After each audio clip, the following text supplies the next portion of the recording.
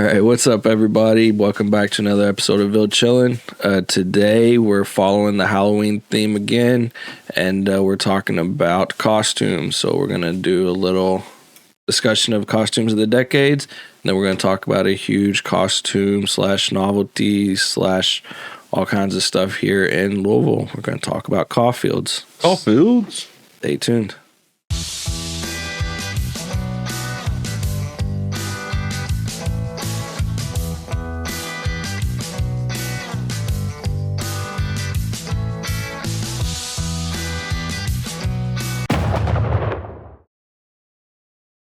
All right, I guess with that, we'll jump straight in.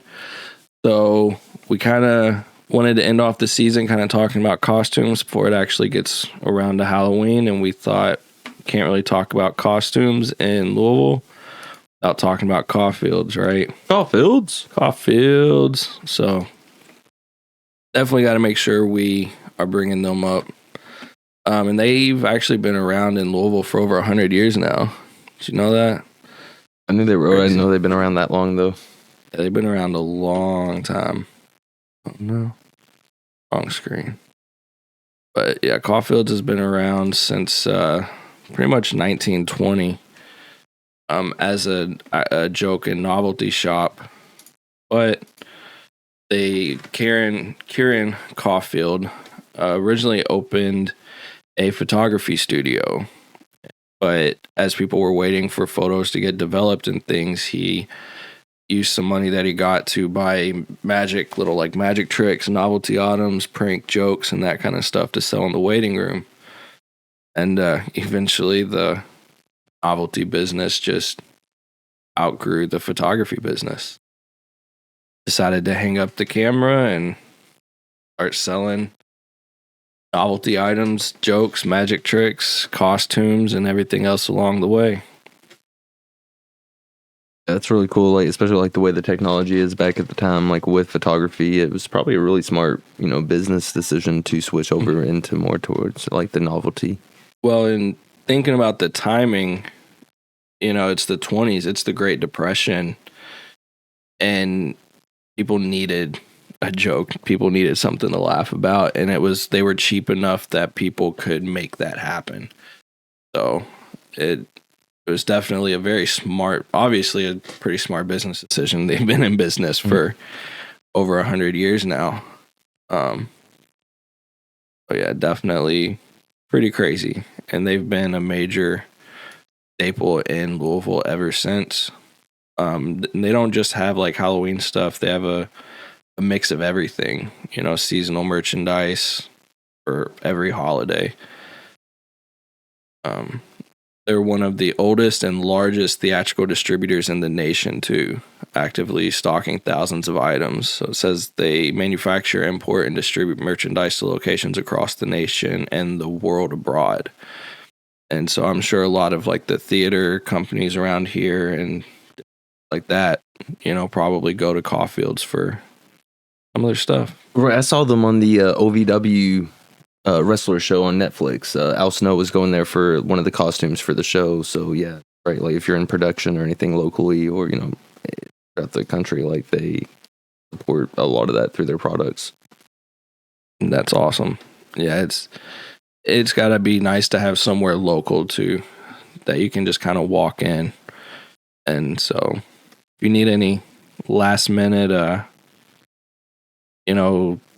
Halloween decorations, yard decorations, costumes, whatever. If you have a movie or a TV show that you're working on or something, that's definitely the place to get your props.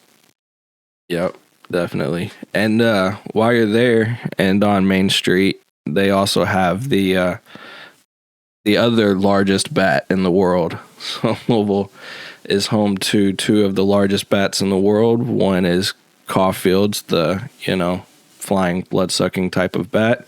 And then, of course, the Louisville Slugger Museum has the world's largest baseball bat. So Fun facts. Fun fact, yep. And they're right there, a block away from each other on Main Street. So see two major Louisville attractions in one go. At least I consider them major Louisville attractions. They're free. Hey. Right, exactly. So their website looks pretty extensive. They got a lot of stuff on their online store, and you can even, if you're local, you can just go pick it up. So, And they're doing a lot on their social media as well. They're doing really good on there. Like, so check them out on like their YouTube or TikTok or Facebook, Instagram, all that. yeah, it looks like they have some YouTube shorts and then kind of almost a little podcast-esque style series called The Witching Hour. So definitely check them out. Again, they're right there on Main Street, and there you can see the bat. So pretty cool. Definitely cool to have somewhere so local with so much history and just, you know, so much stuff. I mean, it's a huge store. Again, if you need anything, any last minute costumes, anything like that, definitely make sure to check out Caufield's. But speaking of costumes, I guess we're going to start out with a little bit of the history of costumes, or at least modern costumes for Halloween here, right? So in Scotland in the late 19th century, so like 1890s, 1895, there was a tradition called guising, where children disguised in costume would go door to door for food or coin in various different costumes.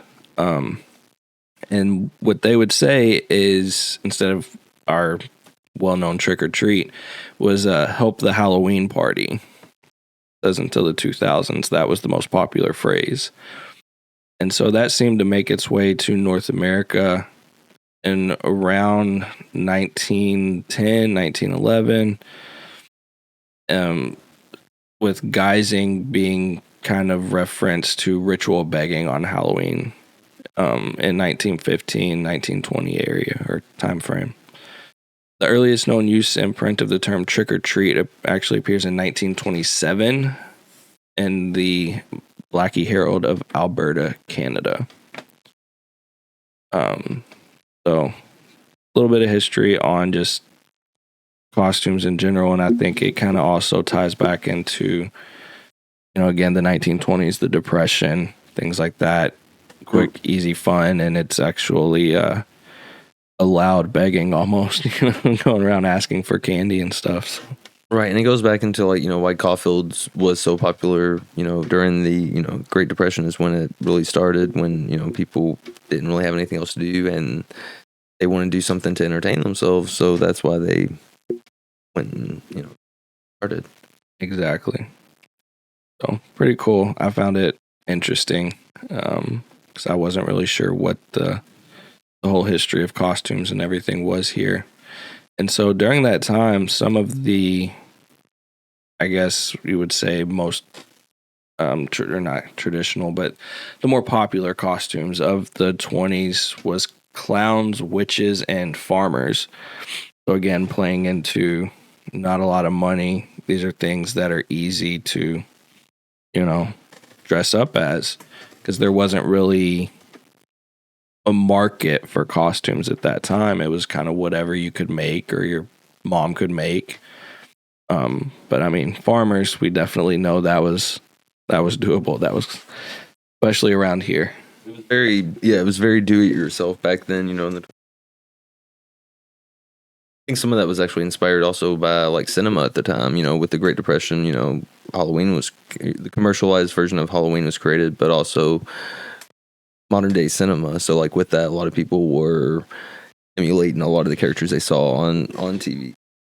Yep, exactly. But then once the 30s rolled around, thanks to a guy called Ben Cooper, he Cooper, good old Ben Cooper, he formed a company because with the fall of, I guess, theater during the Depression, he ended up forming a company in 1937, he established Ben Cooper Inc., and the firm assumed control of A.S. Fishbach Inc., which had license to produce costumes based on characters owned by the Walt Disney Company.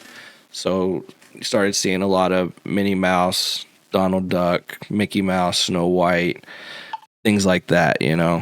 So in the mid to late 30s, started seeing a whole lot more once the licenses for those characters were able to be purchased and costumes made.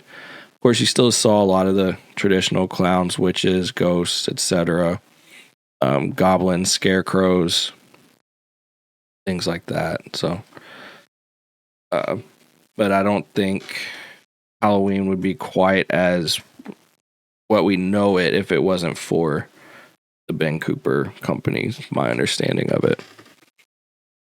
And then moving into the 40s, of course, we carry the same theme, which is clowns, skeletons.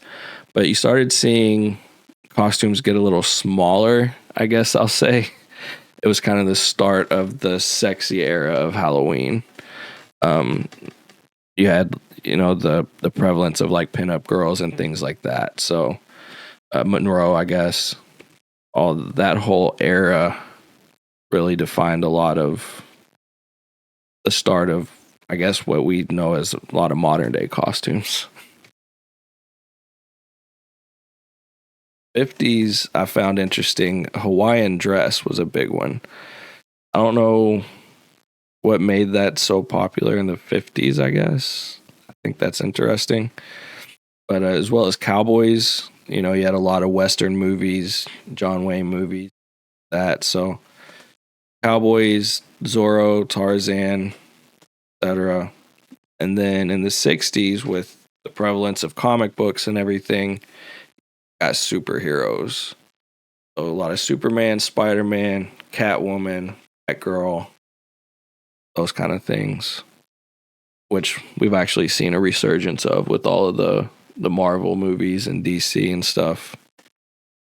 Definitely a big game changer. Like that's 1 out of every 5 costumes is going to be either a superhero or like a super villain. Especially for a kid. Right, yeah, definitely. At that point, it's like 1 out of every 2. Yeah. In the 70s, there was a lot of Charlie Brown and the Peanut Gang, Raggedy Ann and Andy, Barbie, Star Wars, of course. I'm sure a lot of superheroes at that time too, because comic books didn't exactly go away. They were pretty huge. So, in the 80s, Elvira and Hulk Hogan were 2 of the biggest. Which, going back to OVW, I wonder how much Caufield's sold as wrestlers then. Be interesting to have their sales records and see how much this lines up with what we found. But then, of course, in the 80s, since the first trilogy was out and everything, you still have the Star Wars and Freddy Krueger. You start seeing some of those classic horror films starting to come through. Yeah, characters. And then the 90s, funny, we were talking about this the other day, and we found that the 90s was the Power Rangers, and one of the only costumes I really remember from my childhood is the White Ranger costume that my mom made me in the 90s.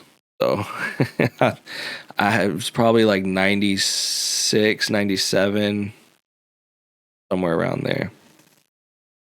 But then you had Ninja Turtles, Star Trek, and even South Park. So all those definitely 90s, and then probably like the Crow. Like I know anytime you went to a Halloween party, late 90s, early 2000s, people always joked that somebody dressed up as Brandon Lee from the Crow. I mean, that was a huge movie though. That was a good movie. It was awesome. Fit. It definitely fit. Definitely, yeah. And then speaking of early 2000s, we also started seeing a prevalence of celebrity costumes. So people dressing up to look like Michael Jackson, Britney Spears, Hannah Montana, and, things like that. Prince. Madonna, I know that was a big one. Even a little bit before then, but yeah, you're right. There would just be Halloween parties, just celebrity. People just dress up as. Yeah. Yeah, exactly. And then that's also when Harry Potter and SpongeBob started coming out, and then the Joker, going back to the superhero, supervillain stuff. Of course, I mean that was probably around even before then, but with the resurgence of the Batman movies, the Batman, the one with the Dark Knight, and the Dark Knight Rises that brought that Joker into it. Definitely in the same imagery as like almost like the Crow, like just how like the Crow was very popular, you know, in like the late early 2000s or whatever, late 90s. Same thing with the Joker now, or people dress up as the Joker. Yep. And then going into the 2010s, a lot of Frozen for kids, especially Frozen everywhere. Again, Avengers, we've seen a resurgence of the superhero themes. DC's kind of made a comeback too, you know, it was all Marvel for a long time, and, you know, Batman's coming back, you know, Wonder Woman, so Suicide Squad, so you got the Harley Quinn and the Joker now. Saw a lot of Game of Thrones characters, Stranger Things, Hocus Pocus, because they did that remake. Right, bringing that back. But political figures as well. So not going to just start name dropping, but I'm sure that was always a thing before. But here recently, that was a big one because of the 2016 election. So right, yeah, now it's more common, but they've always, they actually used to track the amount of presidential candidates, the masks that would be sold, and, you know, decide whether or not that was going to like figure out, you know, who would win. And a lot of times you'd be surprised like how much, like it wasn't every time, but a lot of times it would coincide with the actual election. That's kind of funny and maybe a little scary. Both. And then coming into the 2020s, we've seen a lot of Karate Kid, so we know the whole Cobra Kai Netflix show. Mandalorian, of course, still playing on Star Wars themes, which I'm sure there was a lot of Star Wars in the 2000s too. There was so much in media in the like early 2000s. I feel like it'd be hard to really hit all of the costumes. It's hard to hit them all anyways, but and then Trolls, the Trolls movies that have been coming out have definitely had an impact on kids. I know my daughter was Trolls when big fan. Yeah, she's gone as Trolls, and it's crazy how much the licensing played such a role in a lot of these things. All the shows that kids get the influence from. It's crazy to look back at the 20s and see it's just, you know, clowns, witches, farmers, skeletons, that kind of stuff. And then you see it now. Just the level of detail that goes into some costumes is insane. I mean, cosplay is a thing, so yeah, you're right there. So it's not like we're kind of focusing a lot on Halloween, but it is everything with the costumes, like especially like with like Caufields, they're open all year around. Yeah, right. So throughout the year, it's not Halloween, you know. Like you said, cosplay. There's productions. There's art. You know, different things people are doing costumes for. So, yep.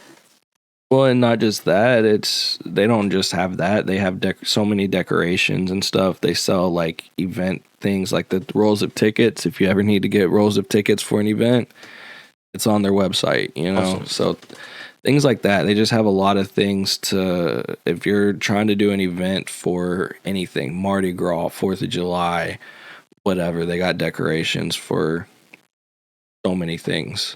So, pretty cool place. Definitely part of Louisville history in my mind, at least when it comes to talking costumes. So had to give kind of fun talking about the history of costumes too. I learned a little bit, just, you know, we're trying to read up on it. So I guess with that's all that I have. Do you have anything else you want to add, brother? No, that's it. All right. I guess with that, we'll see you next time. Thanks for hanging out.